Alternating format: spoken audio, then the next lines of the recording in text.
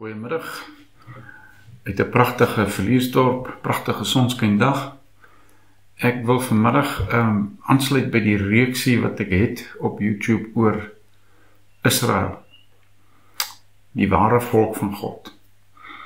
En ek wil aansluit by 'n tema wat ongelooflik relevant is en ook rooiwarm is op in die Amerikaanse politieke wêreld veral, waar kommentators nou openlik praat oor hierdie hele benadering in die Christenwêreld wat genoem word Zionism of Sionisme. Ons weet die Jode onder leiding van Theodor Herzl het al vir jare die droom gehad en die droom is gedeeltelik gerealiseer of is gerealiseer veral in 1948, vanaf 1948, toe die Jode weer hulle eie staat gekry het.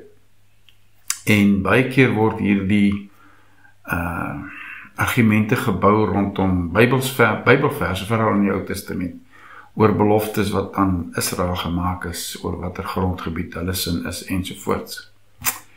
Of dit werklik nog relevant is 'n ander vraag, want wat in 70 na Christus gebeur het met die oordeel oor fisiese Israel, toe Jerusalem en die tempel verwoes is, ten spyte van die Joodse profete, die valse profete, ek dink sommige ook in die kerk van destyds, wat gesê het dat God gaan Israel weer herstel, fisiese Israel, vleeslike Israel, en 'n magtige nasie maak soos in die tyd van koning Dawid, en dat hulle nie die tempel moet verlaat nie, en dat hulle nie Jerusalem moet verlaat nie.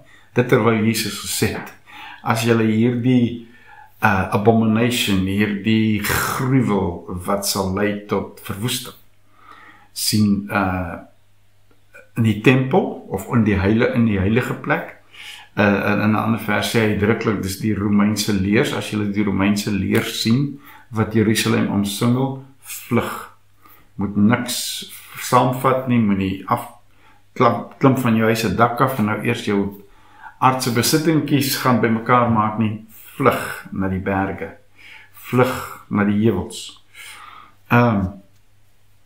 Maar Sionisme het 'n baie belangrike impak begin maak ook in die Christelike wêreld, veral danksy die dispensasieleer.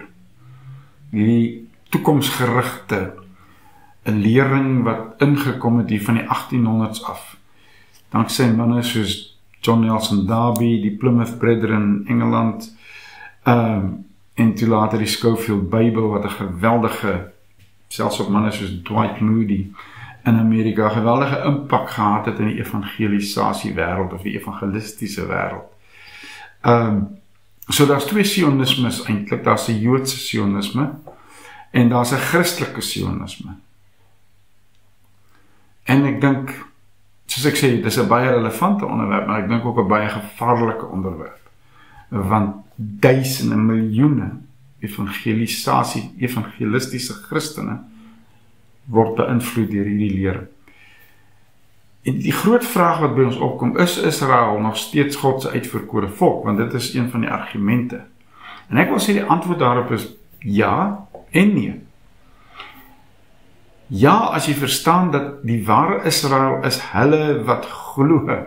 Dis hulle wat die saad van Abraham is, want aan Abraham en sy saad, naamlik Christus.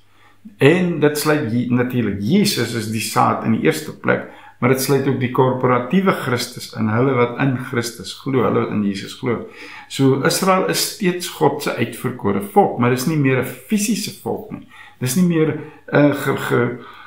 beperk tot 'n fisiese landgebied iewers in die Midde-Ooste nie. Trouwens Paulus sê die wêreld is nou, ons is erfgename van die wêreld. So die ware Israel is die Joodse oorblyfsel, waarvan Paulus, Petrus, Johannes ensovoorts deel was, wat ook simbolies beskryf word in Openbaring, is die 144 wat uit die verdrukking gekom het, wat hierdie groot oordeel oor Jerusalem en die tempel vrygespring het, behalwe as hulle reeds doodgemaak was, die martelare.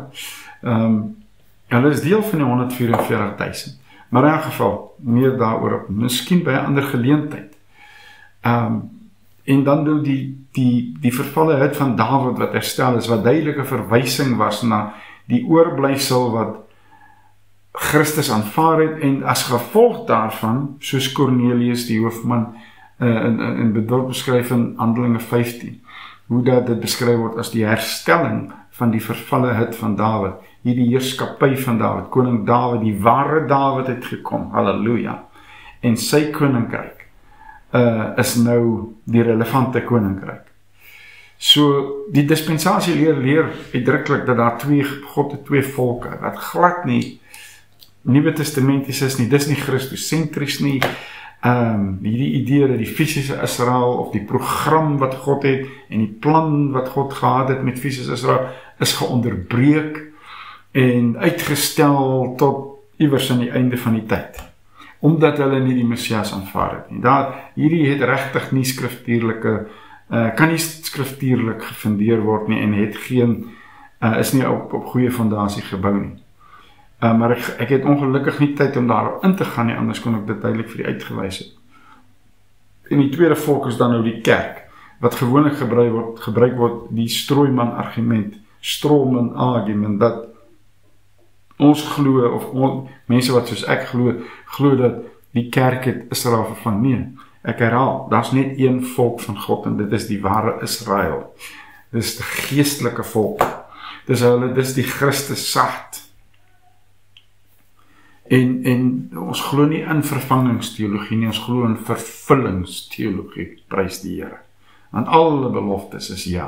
Elke belofte, wat profetiese belofte het gemaak in die Ou Testament, is ja en amen in Jesus Christus.